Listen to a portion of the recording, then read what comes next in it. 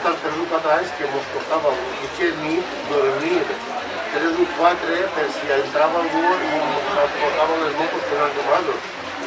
Que no te ho pots imaginar, Antoniet i companyia, la nit que passàvem allà tots els dies, la passat i tot.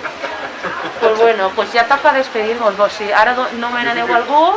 Yo sí podría hablar antes de acabar, no sé, recordar tota la gent que ha estat col·laborant en la matinal, tant falleros com no falleros, que no està dins de lo que és l'organització, però especialment a una persona que ens va deixar fa uns anys, que és Timo Torres, que era un dels pilars importants dins de l'organització de la matinal i per desgràcia no va...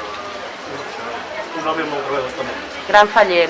Pues bueno, en l'esperança de que l'any que ve tinguem salut, ganes no me'n faltaran, i en l'esperança de que en la medida que ens deixen puguem fer una altra nova edició de la matinal, pues ara anem a despedir-nos conforme vulgueu, una frase de cada un, o tots a la vegada. Tornarem.